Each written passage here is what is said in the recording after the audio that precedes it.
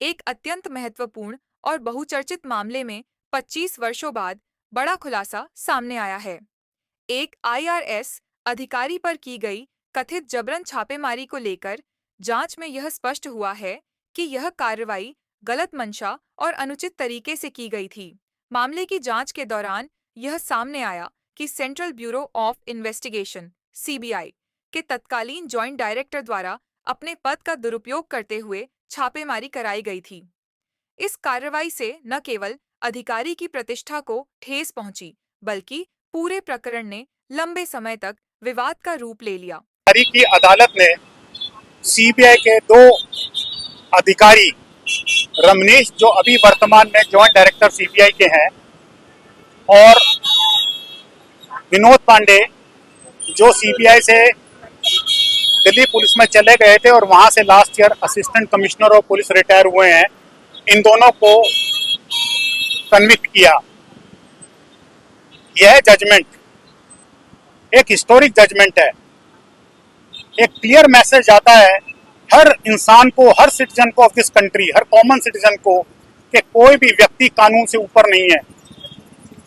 19 अक्टूबर सुबह 5 बजे ये दो कन्विक्ट ने लगभग 8 से 10 सीबीआई ऑफिसर्स के साथ मेरे घर के अंदर बाउंड्री को क्रॉस करके फांद कर प्रवेश किया।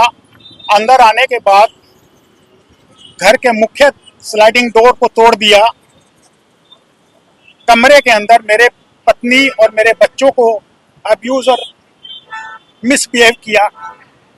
मुझे इन्होंने अंडरगारमेंट्स में ट्रैक किया, ब्रूटली मैन हैंडल किया, और उसके बाद in most undignified manner they arrested me. Why? The reason was that my department, ministry of finance, had asked them to give objection by 18th of October positively for not revoking my suspension pursuant to a CAT order. Now a conspiracy was hatched in the room of S. Sundari Nanda, the then SP CBI, जिनसे comments मांगे गए थे। S सुंदरी Nanda madam ने कोई comments नहीं भेजे।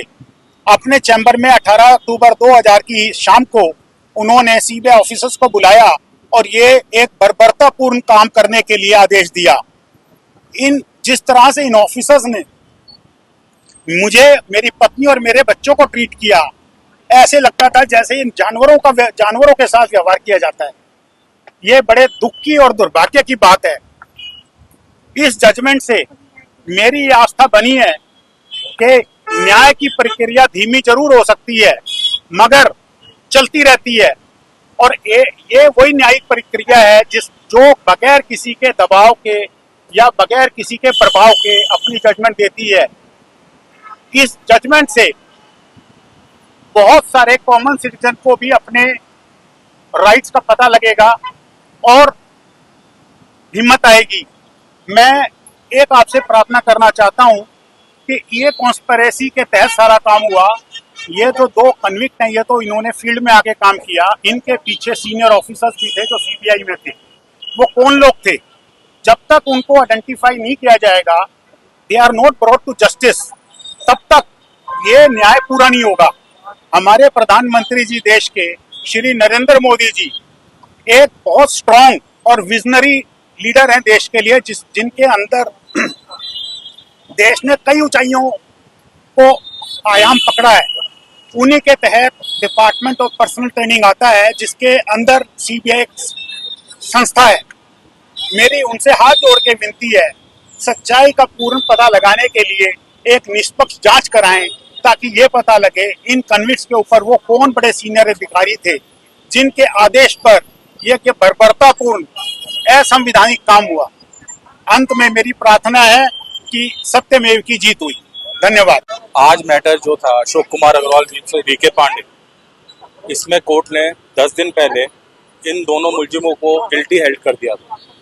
आज ये मैटर है, ये आर्गुमेंट्स ऑन सेंटेंस के लिए फिक्स था, पर इसी बीच में जब आर्गुमेंट ऑन सेंटेंस के लिए 12:30 बजे सुनवाई के लिए मैटर स्टार्ट हुआ, तो एक ये ऑप्शन आई गई कि हाँ, अगर मुलजिम जो है अपने कॉम्प्रोमाइज करना चाहते हैं या नहीं करना चाहते। इसके लिए कोर्ट ने हमें आधे घंटे का समय दिया, जिसमें अपोजिट यानी मुलजिमों के वकीलों ने हमसे बात करी। उसमें हमने अपनी टर्म्स बताई, क्योंकि हम 2014 तक सस्पेंशन में रहे, 38 दिन की कस्टडी में रहे हैं। तो जो सजा है, अगर वो चाहते हैं कि इस केस को खत्म करना चाहते हैं तो वो एक दूसरी बात है। कोर्ट ने कहा आप कल तक सोच के बताइए मुलजिमों को, उसके लिए कल 12:30 बजे तक का टाइम दिया है, नहीं तो आर्गुमेंट ऑन सेंटेंस होगा और उसके हिसाब से उनकी पनिशमेंट तय होगी दोनों मुलजिमों की। क्या पूरा मामला रहा है और जो मुजरिम है इसमें उनकी करंट कंडीशन क्या है, क्या पूरा मामला पूरा क्या है? हेल्प क्या करंट कंडीशन ऐसा है जिसमें जो अक्यूज नंबर 2 है रमनीश गिर, वो सर्विंग जॉइंट डायरेक्टर सीबीआई के, और जो अक्यूज नंबर 1 है वो है VK Pandey, he retired from Delhi police as per my knowledge. ये मैटर 25 साल 26 साल चला, बड़े उतार चढ़ाव देखे, कई बार हाई कोर्ट गया, उससे कई चीजों में सुप्रीम कोर्ट गए, वापस रिमांड बैक हुआ और उसके बाद फिर ये मैटर एंड में अब आके खत्म हुआ। तो अभी भी कल ये मैटर आर्गुमेंट ऑन सेंटेंस पे है, फिर ऑर्डर ऑन सेंटेंस होगा, उसके बाद पता चलेगा कि कोर्ट ने इनको कितने सजा दी।